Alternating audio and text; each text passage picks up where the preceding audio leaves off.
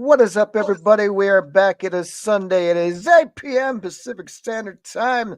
The chaos ensues. Comments are now open for anybody that happens to be watching. We are on Facebook, DBK Investigations. We are on YouTube, DBK Investigations. We're on Twitch. And of course, we are crazy and insane. As always, I am Doc. And We got the King. Wild Man. Yeah, King James King here. James. That's right, man. So we would like to happen to say that we are missing a member. We've had guest hosts. We don't have a guest host tonight, but that's okay. We got enough material to fill the two of us. From now on, it is going to be the two of us plus a few guest hosts here and there and along the way. Hopefully, we have no computer issues on my end. So we will see how this goes. Yes. So we are still in West Virginia. We got two more West Virginia shows. God dang. I thought we'd be done with West Virginia by now, man. You would We got think West Virginia is like the home of the cryptids. Well, after that, we're going to Arkansas, and we're going to try and hit some states and try and divulge some information on those places that aren't really getting a lot of love. The cryptids that have not a whole lot of popularity. And like Today, one of them. tonight is one of them. They've been around for 60 years, actually. It's a 60-year-old case. And I've not even heard about it until this week. And that is one of the interesting things because I love a lot of cryptids. I love to do a lot of reading on the hard to find, hard to see, hard to figure out ones. Tonight, we are talking about the Grafton Monster from Grafton, West Virginia. Mountain Mama, Take Me Home, Country Roads, had been done. Right. Perfect. Because we're always going to have to be somewhere. So we started in Point Pleasant, West Virginia. And then we're kind of moved away around a little bit. We had the Mothman in Point Pleasant. We're going to go up the road about 100 and some odd miles to a little place called Grafton, West Virginia. Mountain Mama, take me home. Grafton. All right, so this one, the Point Pleasant happened in 1966. This sighting was actually June 16th, 1964. So it was actually a couple years before the Mothman. And what we have is we have a guy named Robert Cockrell. He's a reporter for the Grafton Sentinel newspaper. Well, he's kind of out and about. He's doing his little business. He's out on Route 119, known as Riverside Drive, along the beautiful Tygot River. I'm probably butchering that name because that's what I do. So as he's driving along, it's 11 o'clock at night, 11 p.m. Been on this road forever and a day. That's a road he's always traveled.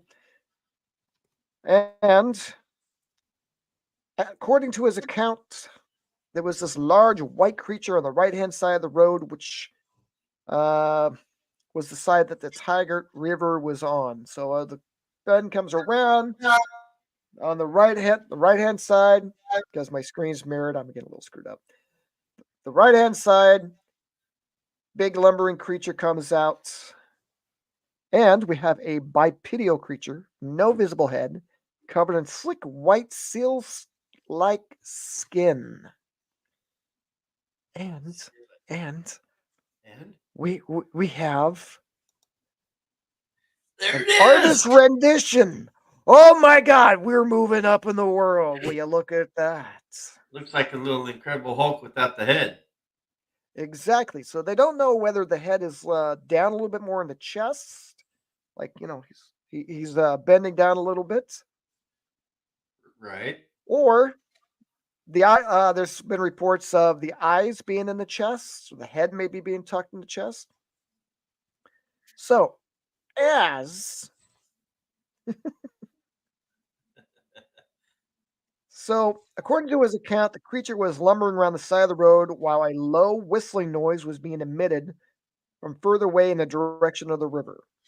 Cockrell at the time had no explanation for the noise, but later a ufologist, Gray Barker, believed the creature to be an extraterrestrial in origin, suggesting that the noise was being emitted from the creature's spaceship.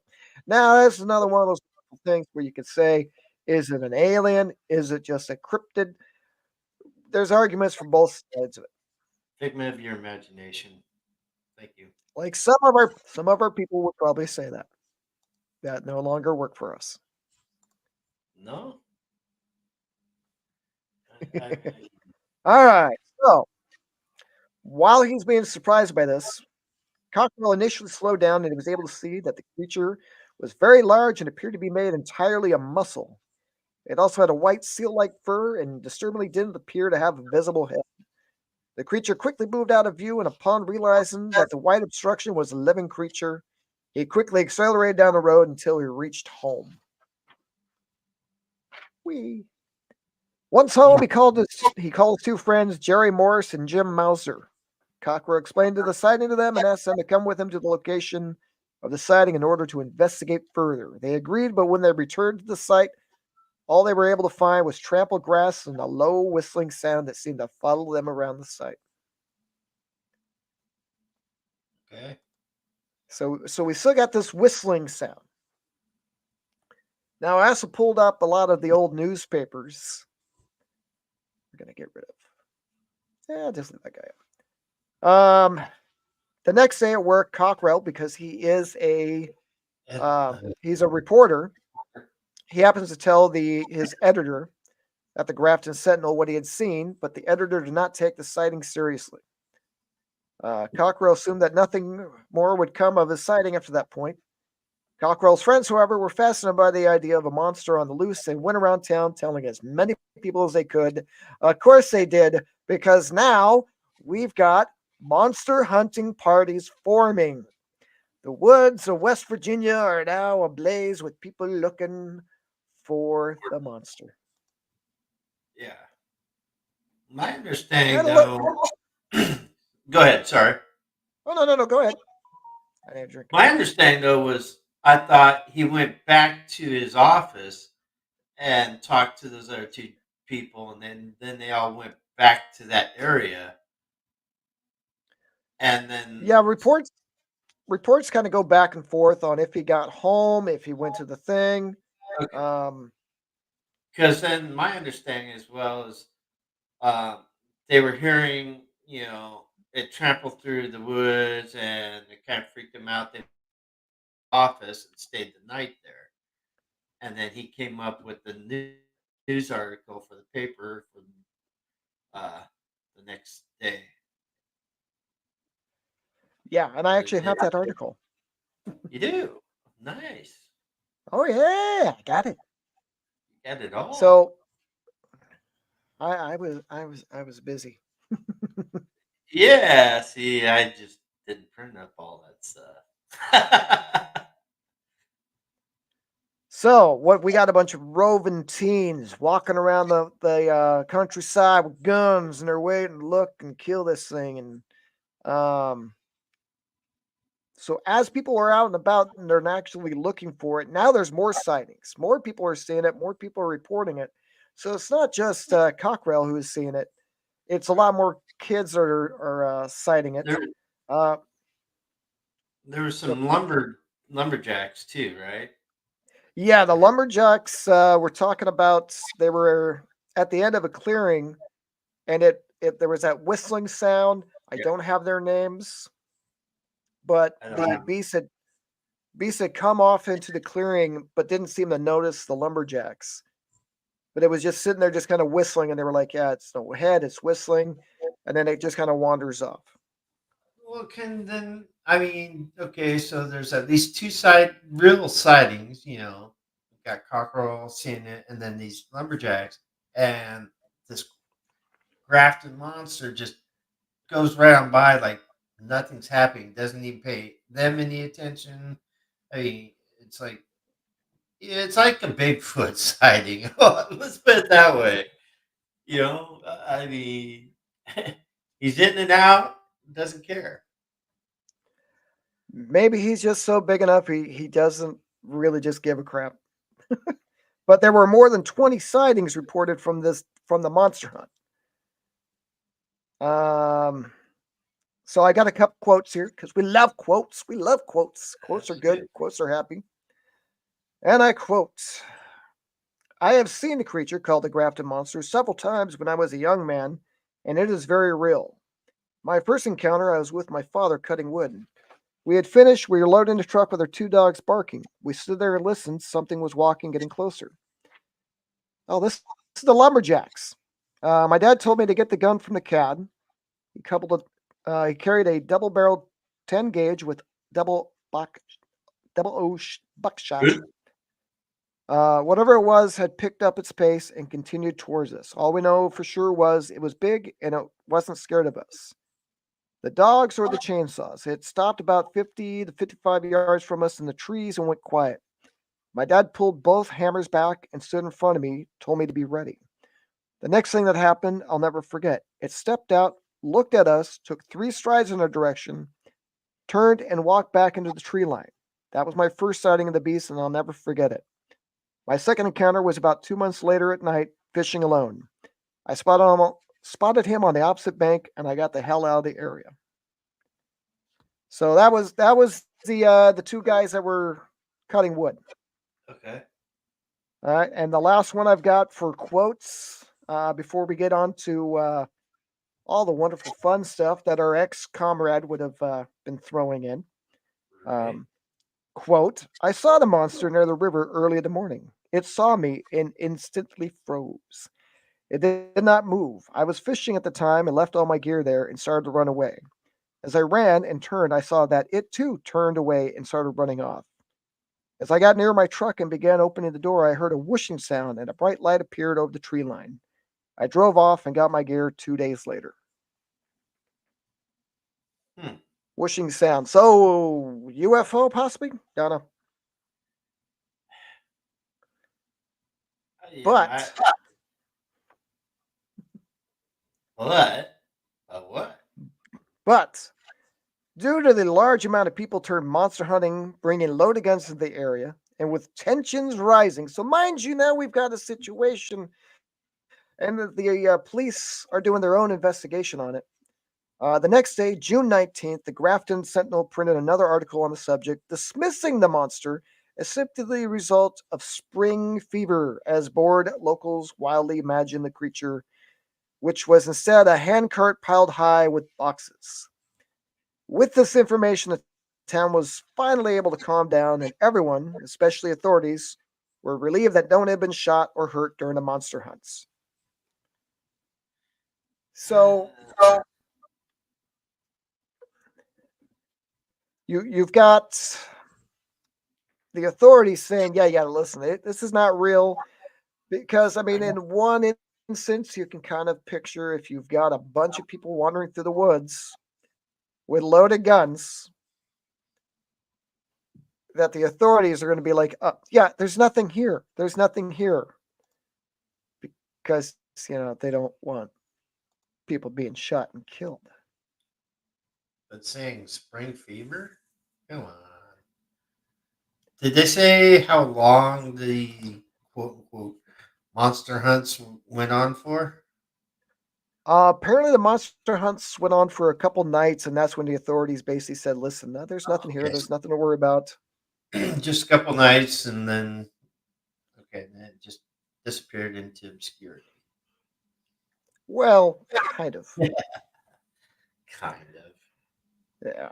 So, I mean, there is a lot of different things that the Grafton Sentinel said on June 19th that the alleged monster was simply from an individual who had been pushing a handcart loaded high with boxes along Riverside Drive on a Tuesday night. The newspaper claimed that due to dim lighting and the wildly imaginative teens, this handcart was the most likely cause for the story and sightings. The paper then stated it's fairly certain that monsters don't go around pushing handcarts loaded with boxes. Right?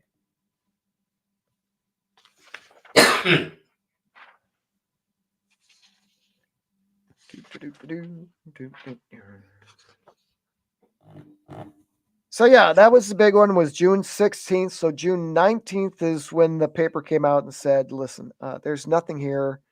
Um, I do have a comment. Didn't know the Grafton Monster was an actual cryptid. I thought it was just in Fallout. Actually, Mr. Josh Logan, a lot of the monsters in Fallout 76, the video game, are actually based off of a lot of the real monsters, the real cryptids of West Virginia. All Mystery. right.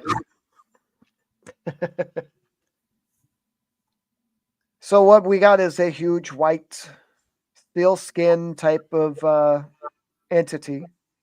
Did they say by Um, chance how tall it was? about 9 feet About tall.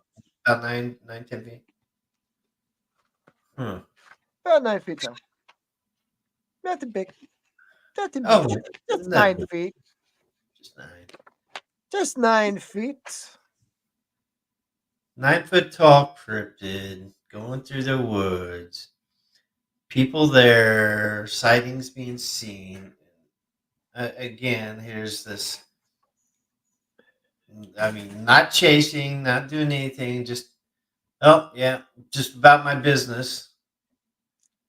Seems to be the route that the cryptids in West Virginia are taking. They just don't want to, um, get involved with the humans, so to speak. Well, that's one of the things is, I mean, and I have to find that article. So I mean, yeah, we've got a bunch of reportings from Grafton. Um, so I mean, you've got 20 plus. You've got Cockrell having his world famous sighting. And please tell me he didn't write a book on this. Because it seems like every cryptid up to now is someone's written a book on this.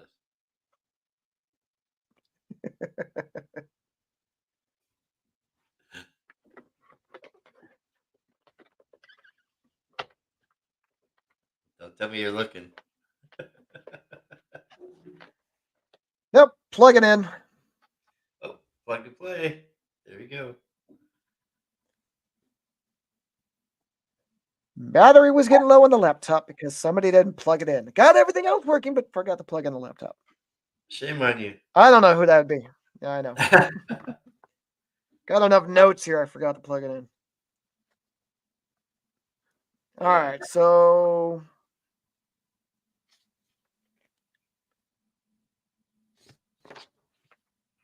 let me get to those papers. Which one are we going for now? Maybe I can Well, help with I more. do have. I have the actual newspapers, the correspondence between Cockrell and Mr. Gray. Okay, and who is Mr. Gray? Mr. Gray is the ufologist that Cockrell was getting a hold of to report his sighting to. Ah, So what okay. I got is July 10th, 1964. So it's like a month later. And Mr. Cockrell happens to say, Dear Gray, I received your copy of the Unidentified and the Saucerian and find them most enjoyable reading. Enclosed are the two pieces we ran on the monster. They were printed on June 18th and 19th. The creature was first sighted on June 16th. I reviewed the details of the story and came up with the following. Riverside Drive is located on the west side of Grafton. It is a stretch of paved road about 3 miles long. It is secluded, bordered on one side by the bordered on one side by. Sorry, he's got a few errors in here. Yeah, Bordered by the Tigard River? bordered by the Tygart River, and on the other side by a steep cliff and heavy undergrowth. On the night of June 16th, 11 p.m., I was on my way home and averaging around 50 miles an hour. So we've got a actual how fast he's driving. We're not What? going to ask about the car because the car doesn't matter. Damn it! You knew I was I going saw there, you didn't coming. you? I knew you were coming with it. I Oh, know the road well. That night was clear, so it's clear road. We got no clouds. We got no swamp fog. We got no mist. okay. The night was clear. I was not overly tired or exhausted, nor was I under any emotional stress. So there we go. He's laying this out on the line that it was a clear. I know the road. I wasn't tired. I was not under emotional stress. So he's basically saying I'm of sane mind and body and soul. As I was coming on the road, I was negotiating a wide curve. As I came out of the curve, I looked down the mile long stretch straight ahead. As I glanced up, my high beams picked up huge white obstruction on the right side of the road, standing between the road and the riverbank on a cleared off section of grass. After glimpsing the thing, I speeded up to get off that road as soon as possible. My impressions of the beast were it was between 7 and 9 feet tall. It was approximately 4 feet wide and had a seal like fur, and it did not move as I passed by. This is the only accurate descriptions I can give since I was deeply frightened by the sight. Although I am generally tempted to go and lock the doors, it is my business as a reporter to investigate a story and find out the truth. I immediately returned to town and enlisted the aid of two friends of mine, Jerry Morris and Jim Mauser. Together, we went back down to look for God knows what. We came to the spot where I had sighted the monster. It was gone. There were no tracks, but the brush around the spot on the riverbank had been mashed down. We searched the area for over an hour. Although we did not sight the creature, we did hear a low whistling sound coming from the direction of the river. The sound appeared to follow us, but we could never track it down. At this point, I would like to say that I am sure it was not a practical joke, nor a figment of my imagination. The next morning, I went to work, determined not to mention the incident because people would have a tendency to say I was either crazy or making a hoax. But it was news, and it was my duty to report it, so I gave my editor a rundown of the story and the events covering it. He wrote both accounts of the monster in the paper, and as you can see, he was cynical of the monster. In his second story, Monster Results of Spring Fever, he mentions tracking down one account of a monster. It is true that someone mistook the boxes for a monster, but I can assure you that this is not what I saw. State, county, and local police were notified of the monster and made a short routine investigation revealing nothing. Over 100 teenagers first took up the search, and over 20 actually caught glimpses of it. I questioned several of them individually and found their reports tallying to the finest detail. Several other people, adults as well as teenagers, reported seeing the monster at different times at varying points up the river. Some of those reports I discredited, but others I was inclined to believe. I'm sorry my typing is so sloppy, but I am being pressured for time to get this to Clarksburg in time. I will try to listen to your progress of it. It is entirely possible, and I will continue to enjoy your book. I also hope to meet you sometime in the future when I am in Clarksburg. Huh. And if I am ever able to help you in it, please let me know. Signed, Richard. So what we've got is a document stating this is what I saw. This is everything. I interviewed people. He's basically laying out The groundworks. the groundworks. He's already dismissed a few reports. He's already gone on to basically validate this as a reporter because, your job is on the line, your credibility is on the line. Absolutely.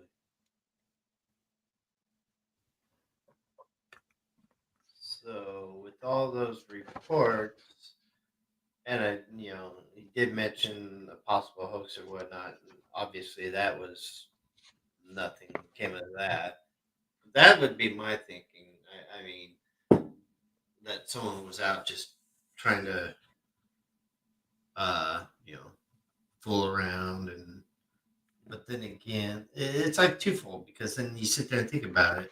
You're out trying to do a hoax, and just this guy comes driving down the road 50 miles an hour, just random. It's hard to fathom, I guess. Well, I mean that's kind of the interesting thing is, um, so I mean this goes on for a while. Everybody's exploring it.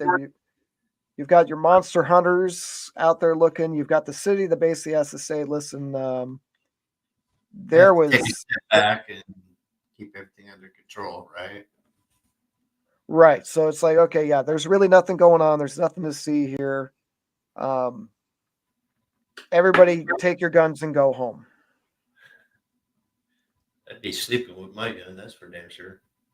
Yeah, I mean, a lot of I mean, there were a lot of different opinions on what it could be at that point. Is some people had said that it was, a homeless guy with a cart and a bunch of boxes. One teenager said that there was an escaped polar bear somewhere. But Um, a homeless guy with boxes, though. I mean, how would that work? If they say they've seen the creature, cross in front of them, beside them, or whatnot, that doesn't make any sense at all. well, I mean that's the wonderful, happy thing about the whole thing is when you're trying to dismiss it, then you've got you got the father and the son over cutting wood. They see it come out the woods. Um, okay, it's a homeless guy walking through the woods with a cart. They got a clear line of sight on it. They clearly got to see it. And do you know of any homeless guy that's going to be 9 feet tall? Just saying, That that's a lot of boxes. That's a whole lot of boxes. right? Um, now the interesting thing,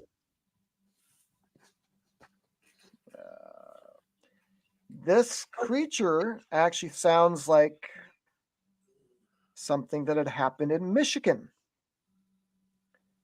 That happened in 1964, much earlier. I got to find that page.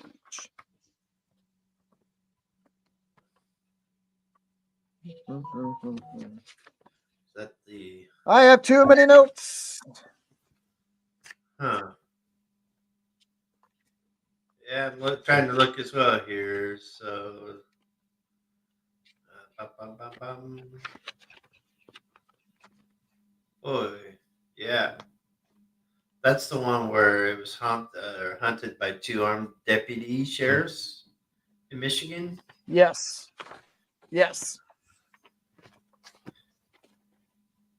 All They're right. saying it So was we got they were saying it's a monster of Sister Lakes. yeah, that was the one over in Michigan. So a 9 foot tall Michigan monster hunted by armed deputy sheriffs. Right. That was I don't see a date. no, I don't see a date. Yeah, cut the date off. There wasn't a date on the printout. Well, Yeah, but it's a small writing on it. But yeah, so we've got earlier, we've got Michigan.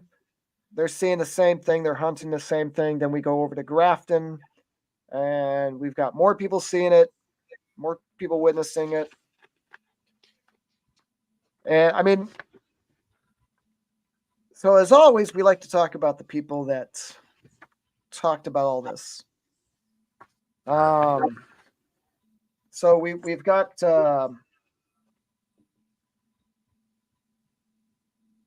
Coxwell who had seen it. He's talking about it. I believe he was actually um, writing about it, trying to right. share his story. Now he had given his stuff to Gray Barker, who is a Fortean ufologist. Um, Now here's where the story gets interesting. So you've got Gray Barker, who's exploring it, investigating it, and trying to help out. Right. Unfortunately, Gray Barker later down the road gets busted as a hoaxer. No. He gets busted as a hoaxer, not for this, but for other cases, UFOs, um, Fortean science, because he was originally a theatrical film booker and distributor of educational materials based in Clarksburg, West Virginia. He became influential in the field of ufology following the alleged Flatwoods Monster incident in Flatwoods, West Virginia. So there we go, we're tying it together. Gray Barker gets inspired by the Flatwoods Monster. He becomes a ufologist. He gets his name well known doing UFOs. Right. He gets a hold of Cockrell gets a hold of him to say, "Hey, this is what I saw." So Barker decides to write. He does all the interviews.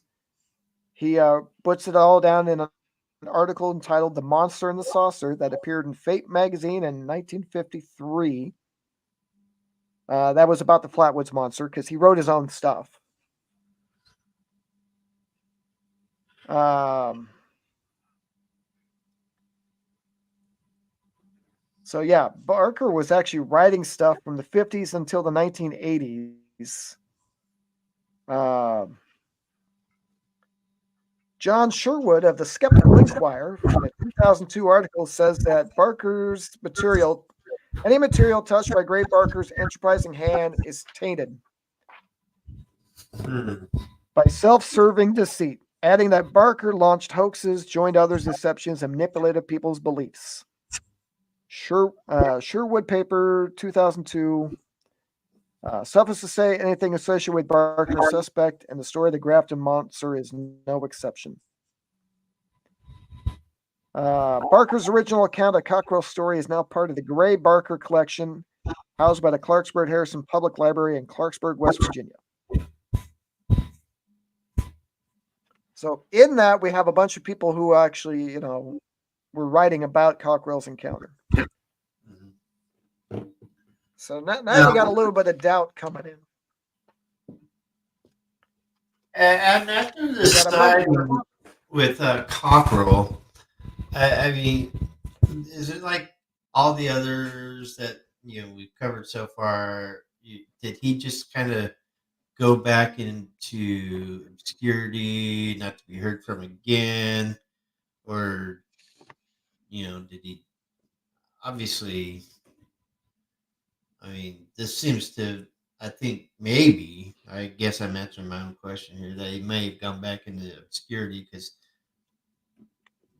not a whole lot's been published or talked about really. I think since then. Well, he did kind of go on. He was still worked at the newspaper. He actually passed away in 2002. Okay. Um, But let me see. I'm just kind of wondering if his peers or 20, anybody like that. 2022. 2022. Okay. Dang. All right. We do have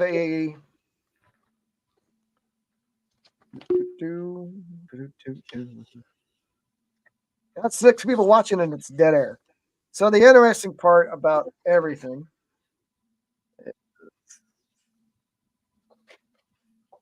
yeah, he Yeah. passed away in September 2002. His obituary actually does say that he was the first to cite the monster. Um, they actually Grafton just had their first annual Grafton Monster weekend. th- After all this time, they're just now gonna have After a all this time, what? well, the thing with that is the video game Fallout 76. It takes place in a post-apocalyptic West Virginia. There's been a lot of people who are fans of that game that are now flocking to West Virginia to go to all the spots where everything was. So Grafton is now kind of like, okay, we need to probably get in on this one because everybody else is in on this one. Huh. Yeah. I, I don't know.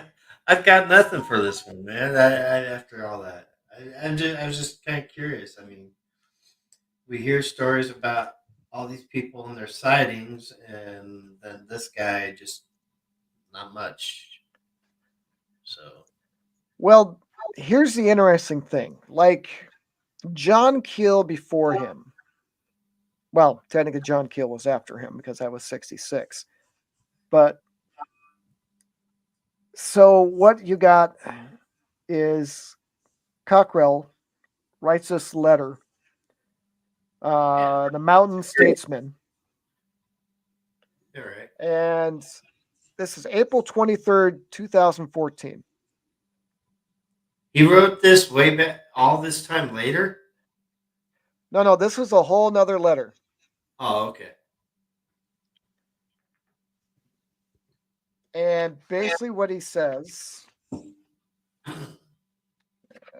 don't think that one put it.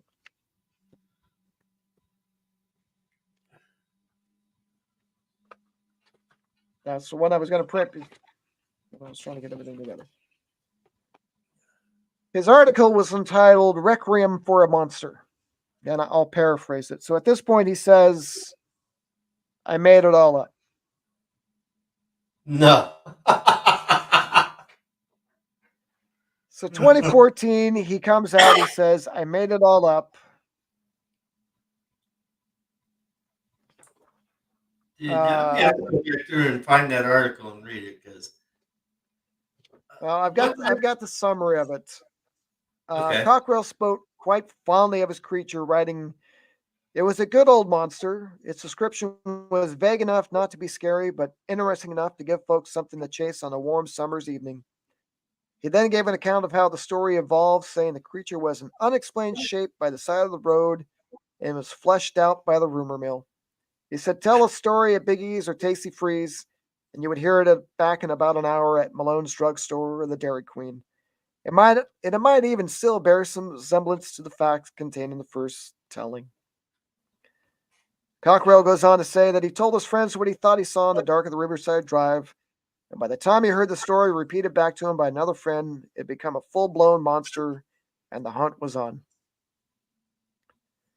Cockrell writes that there was a person, Tommy Peters, who was well known in the area for riding his bicycle all over town at all hours of the night and day. He said Peters always had his bicycle loaded down with his finds for the day, and on the night of the monster sighting, Peters was on his unlit bicycle pedaling down Riverside Drive.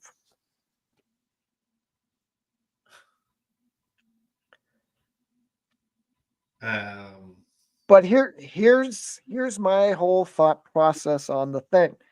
John Keel, who wrote about the Mothman, witnessed the Mothman, wrote the Mothman prophecies as well as other UFO books and Fortean books. At the end of his life, he disavowed everything. He didn't want to go to any more conventions. He didn't want to do any more conversations. no more We got the interviews. Moria. No more interviews. We got Moria Island, where again the people who had witnessed this turned around and said, "I don't want to do about this anymore. I don't want to talk about it. I don't want to be related to it." But I mean, the Grafton Monster is an interesting story. It's I'm kind of wondering if Cockrell basically got to the point where it had plagued him forever.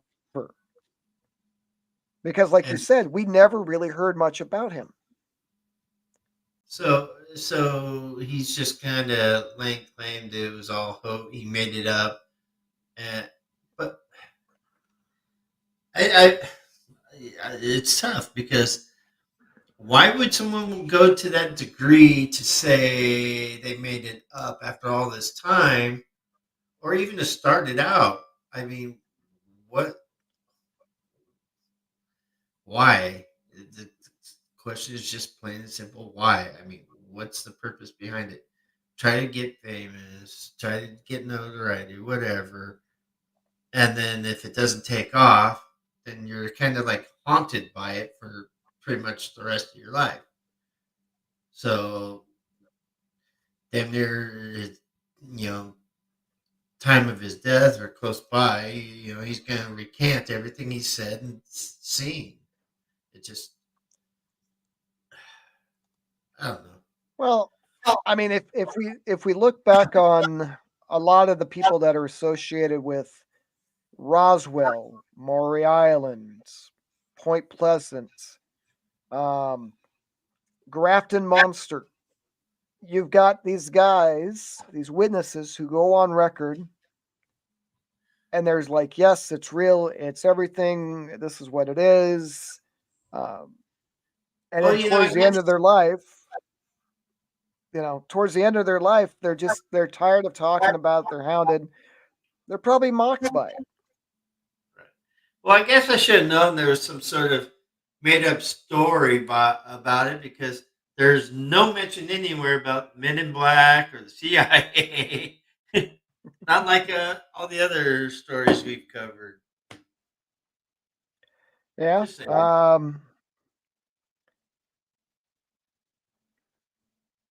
What we do have is one final little thing up Cochrane. Um, Cockrell goes on to address the article that ran in the Sentinel. He writes that he told the editor of the newspaper at the time, Tom Russell, what he initially thought he saw, as well as how the sighting was taken on a life of its own. He said that Russell ran the piece of the sighting not because he wanted to publish a sensationalized story about a make believe monster, but rather because he wanted to write a real news story about what local people were doing as a result of the story. Cockrell explained with the second article the Sentinel aimed to highlight the danger of all the people coming to Riverside Drive, indicating the very real threat of innocent gunfire.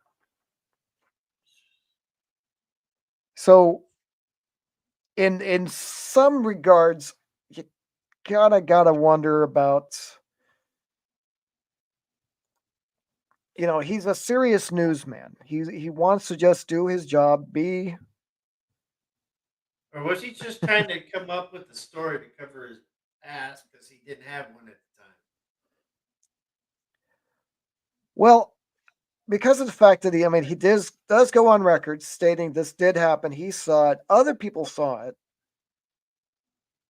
I believe what kind of happened is he wanted to be taken seriously as a real journalist. And the minute you start taking on cryptids, paranormal, 50s, 60s, 70s, even the 80s, this was a taboo subject. You didn't want to talk about it. I mean, we don't, like we have the Oregon Ghost Conference now. If you went back to the 70s and said, yeah, we're going to the Oregon coast, we're going to do a conference and we're going to do ghost hunts, we're going to talk about ghosts and the paranormal, we would more likely be laughed at because Probably. it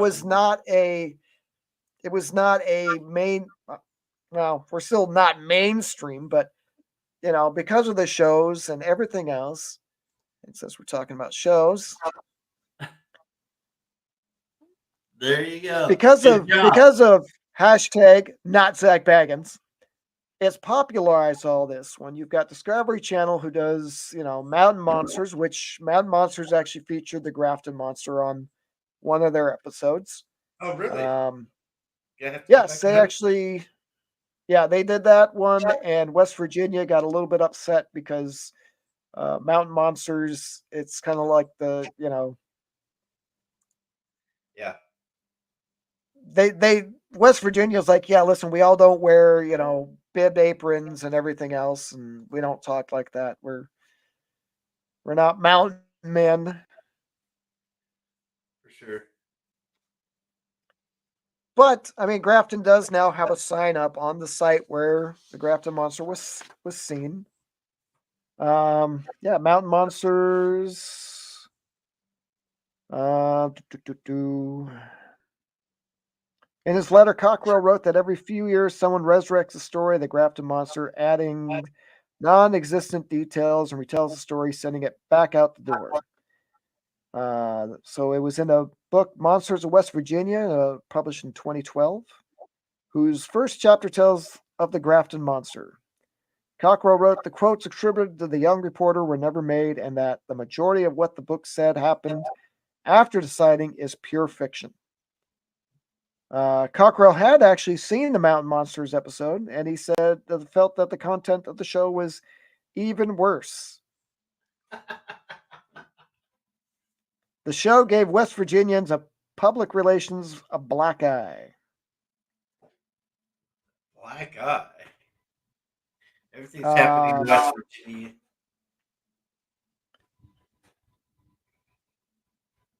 so yeah, I mean, Cockrell basically in 2014 he goes on and he just says, "Listen, it's all made up. Everybody's wrong. What's going on?" I'm almost wanting to say because of the fact that he's wanting to be a serious reporter. He's wanting to be taken seriously as a reporter and not anything else. So at 2014, he's probably so tired of this being chased down. You know, if he was really out for fame, I feel like he would almost been chasing it. But like you said, you didn't really hear about him too much. Not a lot of people know about the Grafton Monster. So Right. maybe he saw what he saw. He did his thing. I mean, I read off the letter he wrote out to Gray Barker, but of course Gray Barker was a hoaxer. But nobody knew that at the time. Yeah, well, a question comes to mind that, okay, when he's on his deathbed and he's saying that all this is a hoax, now, after all 50 plus years, uh, he just wants to distance himself from it. I mean, he initially, his name is tied to this Grafton Monster for eternity now. And I Well, just, it was in his obituary. it was, okay, yeah. So, So I yeah, mean, he's trying to get away. trying to get away from it and uh, I don't know, maybe clear a conscience before he passes. I don't know, What but his name's down in history as the first person to see this, and I don't know if he just wanted to really try to get his name unassociated with it before I'm passing. I'm kind of wondering if maybe it, like I said, it John Keel. You got the guys on the boat for the Maury Island. Um, you've just got people that they see something or report it, they get hassled for years, and after a while, you're sick of talking about it. Um, you don't want anything to do with it. Then you start denying everything. You know, case in point, we'll just bring it up. An old friend of ours that happened to have seen the Sasquatch when we were there. That little family of four. Okay, he made eye contact with them. He saw them. He pointed them out to us. He is now denying everything on social media. So the skeptic who Bigfoot, says saw has now denied everything. Jeez. yeah, yeah. Wandering Spirits actually put out a little post on their Facebook group asking Mothman, Bigfoot, Oh, yeah. real or folklore? And he made And comment our on it. he made a Uh, comment that it's just folklore. It's like, dude, you were he's one there. of the worst kind of skeptics. God Damn. I know I got a skeptic on my team, and at least when he can't, obviously debunk or come to a reasonable conclusion, then he's like, yes, he'll at least admit it. You know.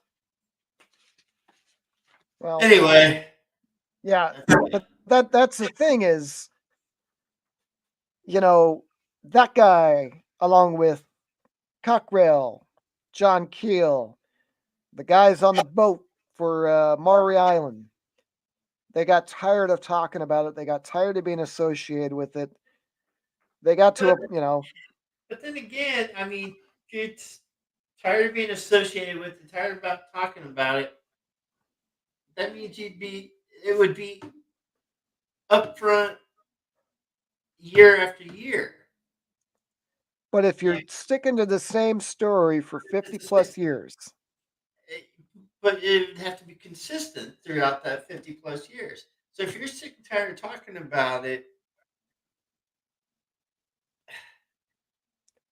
uh, I just lost train of thought. but that's the thing is Cockrell stuck to the same story for Right. 50 So years. so that doesn't make sense why he wants to just say nope, it wasn't real. I'm just thinking it was one of those things that maybe that's not one he wanted to be famous for. Well, and we got a comment. It kind of took over their lives, and they just couldn't handle it anymore. You know, Yep. thanks, Tammy. Uh, it's possible, but I just I would think being talking about it for 50 plus years, and they all of a sudden just can't handle it anymore. It would have been more brought out and not just the hearsay. It would be brought out more to public light after all these years instead of just a couple sightings and then you really don't hear about it after that. Well, what I find interesting about a lot of these little monsters, these little cryptids that um, not a lot of people have heard about, um, is that the story just kind of didn't go very far. And for Grafton to just start having it after 60 years, And how big is Grafton? Grafton is it's a fairly small little town. A lot of Point Pleasant is very small. This weekend is I kept thinking it was a weekend before. Point Pleasant is having their Mothman Festival was this weekend, and I think they've got like a couple thousand people year round, and they tripled Does- that one today. Doesn't it strike you odd that all these guys have little celebrations of all these cryptids literally within weeks of each other? That I mean, just means if we ever go to West Virginia, we just need to have like a 3 weeks time where we can go to the Grafton, take a week just bumming around West Virginia, and then hit uh, touching Mothman. holes and Go to, everything. it could be the ultimate road trip. Uh, 2022 population was 4,588 for Grafton. Well, thank you for that. We should have known that. I already put my notes to the side. Yeah, my notes. What notes? Oh, so just But over but 50. that's but it's like, okay, if we go back to the St. Helens UFO, the cop who's seen it, he really did not do much with what he knew about it. He didn't really pursue a lot of fame. He did his reports, did a newspaper, and he He didn't. drifted. He He was gone. didn't deviate from that at all. Never deviated till the time of his death. Again, until he was dying, didn't want to Well, be the associated. the Well, no, it was one of those. It's 80 May 1984. It's actually going to be on our walk, so I should know this. Um, Oh, you're gonna keep that in the walk, are you? oh, of course, for the listeners, we do the Old Town Ghost Walk in downtown, beautiful downtown Old Town St. Helens. Our first night is Friday night, and then Saturday night. Every Friday and Saturday night till the end of October, James and I will be the MCs, alternating nights, Uh-oh. where we're going to talk about the history of the ghosts, buildings, murder, suicide, hangings, prostitution, good things. Shanghai. Shanghai tunnels. Woohoo. Probably Yeah. going to get demonetized for all that stuff. Oh, wait, we're not making money. Damn. You're not See? monetized. But now, back to it. Yeah, it seems to be that people tend to drift away from the things that try to make them famous because that's not what they wanted to be known for in the first place. John Keel made a whole livelihood on writing books and talking about UFOs, the Mothman, Little Green Men. Personally, if I Um, didn't want to be known for something, I'd keep my damn mouth shut and not say anything to anybody. That's just my yeah, personal opinion. well, But you open your mouth up to people, they're gonna go and run and do what they're doing and just harassing you, hound you. They want more information, and yeah, no, forget it.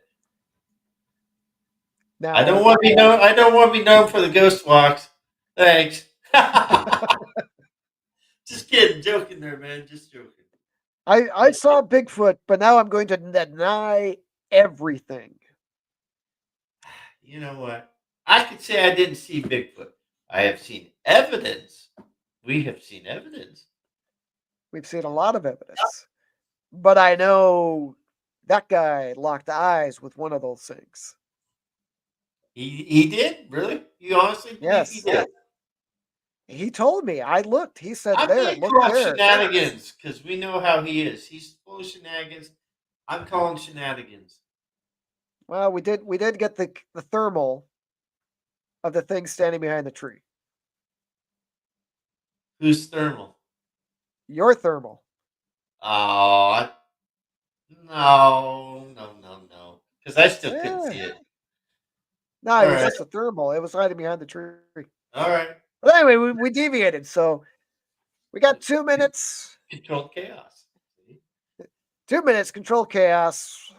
Gonna wrap it up. So James, what's your 2 cents on the Grafton Monster? I think it's full of crap. I think it's all fake, hoax. I mean, like I said earlier, he made these claims, and like everything else, you would hear it throughout the years, and this guy just didn't say anything, didn't come up, didn't divulge anything new, and it's he didn't want to lay claim to it. It's plain and simple. It's nothing but crap horseshit. that I want. I mean, seriously.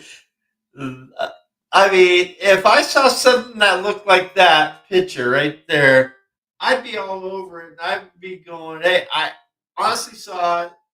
I'm terrified of it, and I would lay claim. I'd be proud to say I saw something like that, and not, on my deathbed saying, "Oh, I made it up, and I don't want nothing to do with it ever again." It's just me. Well, the Grafton Monster is one of those creatures I would like to go to Grafton, West Virginia, Mountain Mama. Take me home, country roads, and explore. But we're going to let everybody go because we are button up on 60 minutes. So thank you, everybody, for watching. Next week, Sheep Squatch, back to Point Pleasant, wrapping up our West Virginia series. Until Sheeps. then, I am Doc, Sheep I'm King Squatch. James. See y'all next week. Sheep Squatch.